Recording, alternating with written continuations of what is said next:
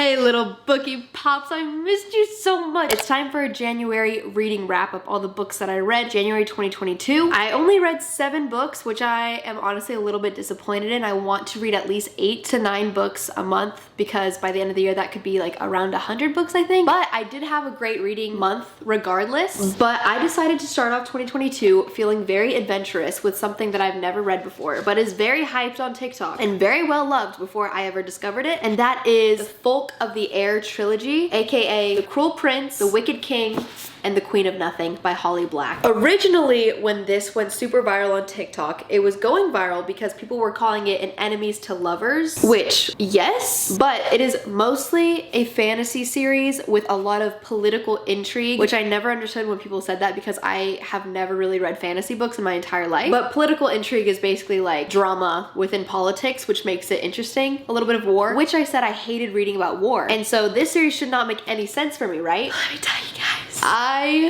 I could cry talking about this series. I love this series so much it's not even funny. This series stole a part of my heart that I feel like I'm not gonna be able to find again in books for such a long time, which is the paradox of reading new favorite books, because you have that feeling like, oh my gosh, I have not felt this way about a book in so long. 5 stars. I love this with all of my heart, but also so much sadness that you won't feel that when reading for such a long time. That's what this series did to me. So if you also don't read fantasy and you're like, what is this? I don't come to your channel for fantasy book recommendations. Neither do I, okay? But this was amazing. Let me lay it out for you, okay? I read this first book and I was like, I don't understand why this series is so popular. It was good, it was fine, but it's a lot of world building. So you can just kind of like get immersed in this fantasy world where there's like fairies, I don't really know. It was good. And you kind of see that the romance is going to bloom, right? And then you get to the second book, The Wicked King. Do not judge this series unless you read the second book, because you cannot judge the series based off the first book. Read The Wicked King, and if you don't like it then that's fine, that's fair. But I love this book so much. I think the second one might be my favorite. I don't really know. I read the third one so quickly I can't even tell them apart at this point. But holy cow, I actually liked the political intrigue. Like I was like, who am I for liking this? It's politics. It's like literally made up politics. And I was obsessed with it. I just needed to know what would happen. I love the main character Jude and the little bits of romance that you start to get between her and we all know who. And if you don't, I'm just not gonna say it because it's kind of fun to discover. I was reading so fast just to get to like the tiny bits of romance that they give you. But the romance in this series is literally a romance I have not felt from any other book ever, even in romances that I was reading, which is like a humongous statement. And these are all young adults. They're all really clean except for one scene in the last book. But even that scene is not as bad as like romance books, if that makes sense, because this year I'm trying to read more young adult or just like kind of avoid the spice because you guys know my journey with that last year. It's not that I'm opposed to anyone reading it at all. Do your thing. I literally do not care. I've read so much of it in my reading career as well, but I want to explore books that like don't rely on it or focus on it or like have it too much, and this series does the romance amazingly without needing those scenes. And then I ran to the store, bought The Queen of Nothing, which is the last book in the trilogy.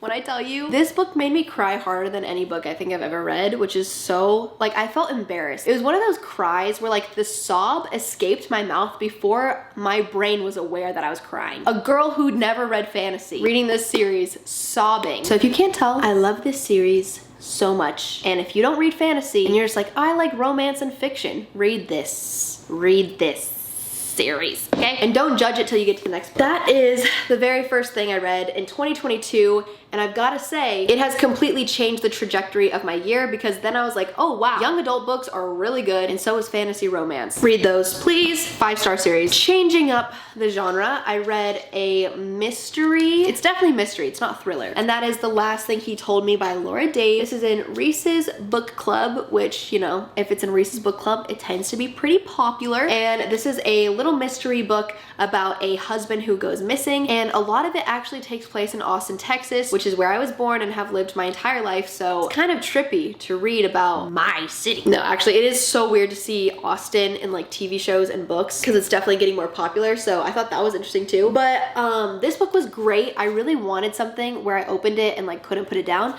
and that is exactly what this did for me. I picked it up, said I was gonna finish it the next day, and it ended up finishing in that day because I just really wanted to see what happened. And it's actually like a really unexpected story. Like I thought we were gonna be more so focused on the missing husband and like what happened happened to him. And we are focused on that a lot, but we're also really focused on a stepmom and daughter relationship that is, you know, complicated, difficult at first. And yeah, I just really like the writing style. It was just what I needed for just like a fun book to pick up, not want to put down, and want to see what happens at the end. And the ending really satisfied me. It was heartwarming and also like not unrealistic, if that makes sense. Like I read the ending and I was like, yes, this makes sense. I feel satisfied with this ending. So if you want a good mystery to read, I highly recommend this. And it's really not that long. It's about 300 pages. Really enjoyed this month. Next up, I am very congested if you can't tell. Okay, next up, I was asking you guys on TikTok, go follow me over there. I was basically crying about this series and I was like, please help me. I am so brand new to the fantasy genre. I have no idea what other books will give me the feeling that this series gave me. And I kind of expected it, but everybody recommended A Court of Thorns and Roses by Sarah J Maas, which is a super popular fantasy romance series. And of course that's intriguing because of how popular it is, but I've also watched videos where they just like read the spice scenes from it, and that was like so intense that I was like, okay, that is literally the opposite of what I've said I wanted to do this year, which is kind of like avoid spicy books. I decided to go with the second most popular series from Sarah J Maas, which is young adult, meaning I thought young adult meant like no spicy scenes, but then I'm kind of confused with like the one scene we get in Queen of Nothing.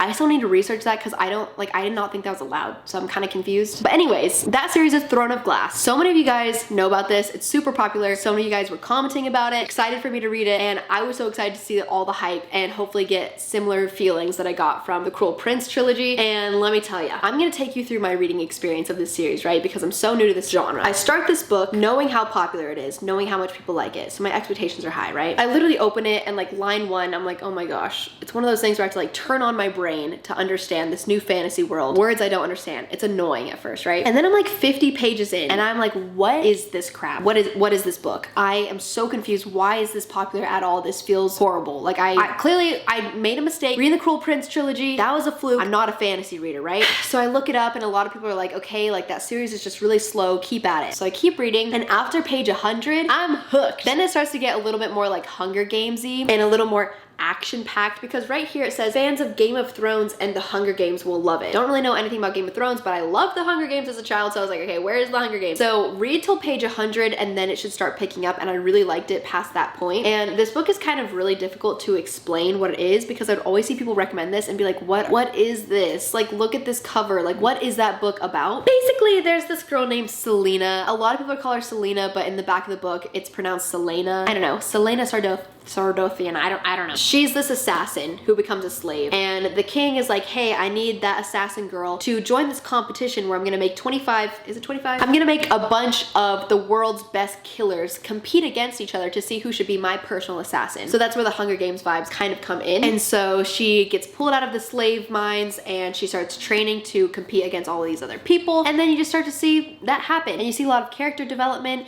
and you start to fall in love with her and the other people in the story, and there becomes a little love triangle situation starts happening. So yeah, I really liked this book after the first 100 pages. After that, I was like, oh, now I get it. Okay, I really like this. So I think I gave it 5 stars. Honestly, I'm not gonna lie, it's really hard for me to remember what happens in each book when series get so long. But then I read the second book, Crown of Midnight, and this is, I think, my favorite so far. What happens in this? Oh yeah. Oh, this one was so good. It's actually so difficult for me to remember what happens in each book. What the heck? But I will say, I also really like the fantasy genre because usually the books come in series, and I'm starting to realize I really like that. Like, I want to be invested in a world and in characters for more than just one book. It gets so fun after the first one because your brain just doesn't have to do much thinking, because you already know the characters, you already know the world, you just basically get to have fun reading about what happens next. So I really like that, and that made the second book very rewarding. I definitely gave this 5 stars. If you've read Throne of Glass, I highly recommend you continue to Crown of Midnight. And then lastly this month, I read the third book, Heir of Fire. Also, please comment down below when you read The Assassin's Blade, because that's like the novellas and like the prequel to the first book, but there's tons of debate on like when you're supposed to read that, if you're supposed to read it before Throne of Glass or after Crown of Midnight, and I haven't read it at all because I didn't want to like jump away from the timeline, so please let me know. Heir of Fire is 565 pages, third book in the series, and the plot just kind of like changes kind of suddenly, so I was bored for a lot of this because we're getting different POVs, and there becomes this whole different storyline about witches, and I basically basically just like did not care about that storyline at all, which is like a huge chunk of this book, which made this one pretty meh for me. I really liked the ending. The ending was like